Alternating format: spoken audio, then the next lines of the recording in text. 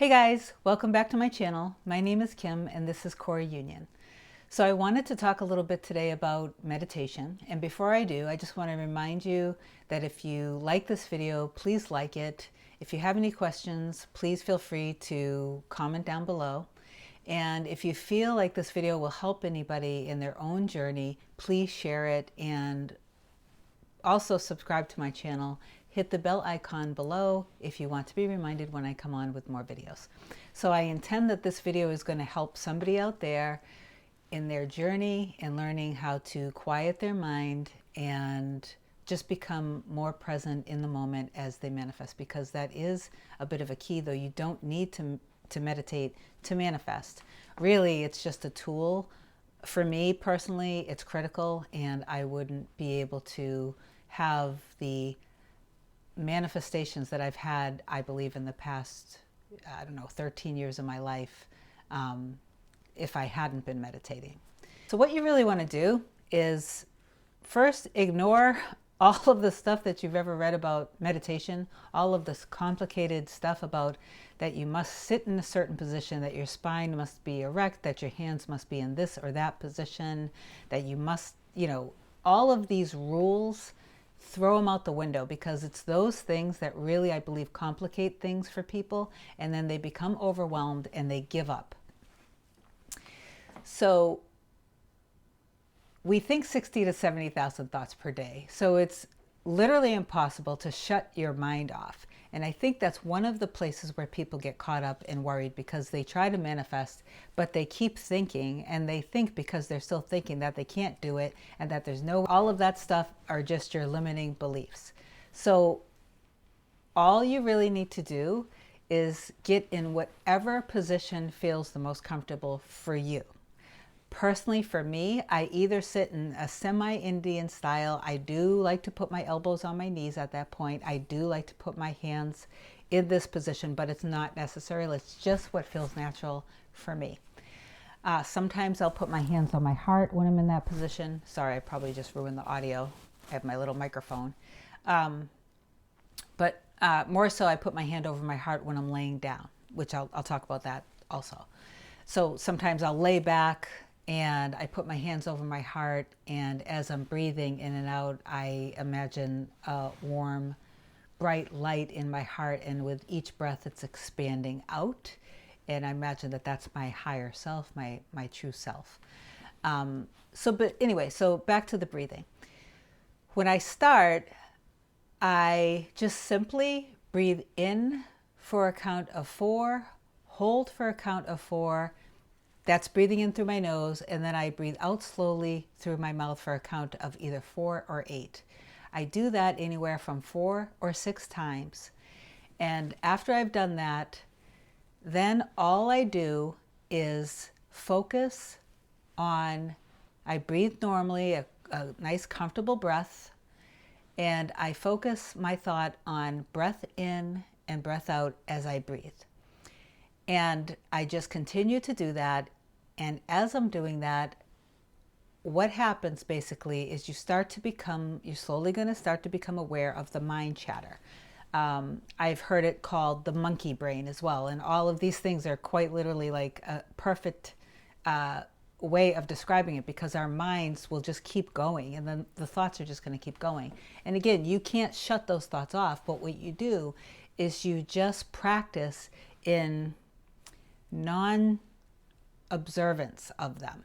So basically, the same way that you're listening to me right now, there's probably a little bit of an ongoing noise in the background of your home or work or wherever you're listening to this, and you're not paying attention to it. You're not engaging with it. You're paying attention to me. Maybe now that I brought it up, you might be engaging with it more, but now you just bring your attention back to me and listening to me. It's the same way. That's the reason why you give your mind the assignment of breath in and breath out, because that's where you just gently bring your mind back to, and you just don't get engaged with judging the thoughts. And that's really all it is. And if you just do that for anywhere, you don't have to do it for a half hour, an hour a day. You can if that feels good.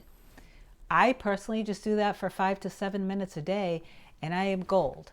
And then again, I choose to then go into guided visualizations and meditations that may, the subject may be on, it could be anything from forgiveness, or loving myself, or, things that remind me of that I'm the creator in my life. Deepak Chopra has one of my favorite guided meditations that I will put down in the description box below. And I do it at least a few times a week, and I find it to be one of the most powerful meditations that I do. I do tweak it a little bit, and during it I do bring things into my mind that I want to see manifest, and they always do. So it's very powerful. So how this helps you in manifestation is that quick 101 on manifesting, consciously, deliberately creating. We get clear of something that we want.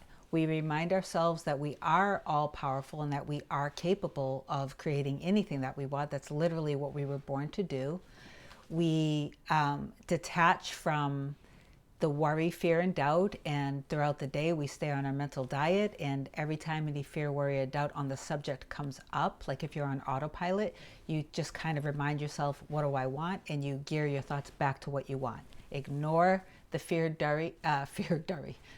worry, and doubt, and remind yourself of the excitement of having whatever it is that you want.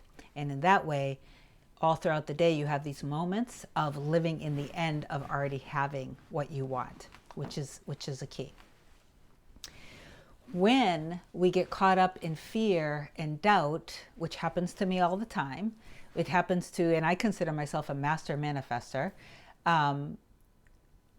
you get caught up in your fear and your doubt and you worry, and when you separate yourself from that, which is what meditation has taught me, I can be in the middle of some of the scariest situations in life as they relate to my business. And, these things are happening, and it's going to bring up a bunch of fear, worry, and doubt. And if I get consumed and I let all of my fear and doubt, if I let all these emotions just take me all over the place, I will never be able to be back in my power and in my flow to actually have what I want manifest, the solutions to the problems, things like that. I won't allow them to come in because I'm too caught up in the fear, worry, and doubt. So what the meditation has done is it's strengthened that muscle, so to speak, so I can step back from real life situations that I might be in that time illusion of space between the point where I got clear of what I wanted, I launched that desire, and then there's the end of it when it actually manifests. And it's all this time in between. It could be time of hours, days, months. And during those times, you don't necessarily see that what you're manifesting is actually happening because you don't see evidence of it yet. That's a bridge that's basically you're in the middle of a bridge. So things are happening, but you just don't see it. Things are happening, circumstances are changing, things are shifting, events are happening, people's minds are changing. All of these things are happening to bring or to work through you, basically, as you work through your resistance. But that's where the meditation comes in, is because it trains you how to not let the things that happen that are your bridge of events that might not look like your desire is actually manifesting, but it reminds you that you can step back and not get so caught up and not get so consumed with the fear, worry, and doubt. So I hope that helps. If you want to hear or see more about how I meditate, feel free again to comment down below. Share it if you think it will help somebody. It really is so simple and it's so powerful. Start it just 2 to 3 minutes a day, and I promise you, you will learn how to get through tougher situations in your life just by putting this simple practice into place. For now, I hope you guys have a beautiful, amazing day. Go out there and create. Don't be so small. Be your beautiful, powerful self. Let that light inside you shine as bright as it possibly can, and trust in all of your desires, because those desires are meant to be yours. Okay? I love you guys. Have a fantastic day, and I will see you next time.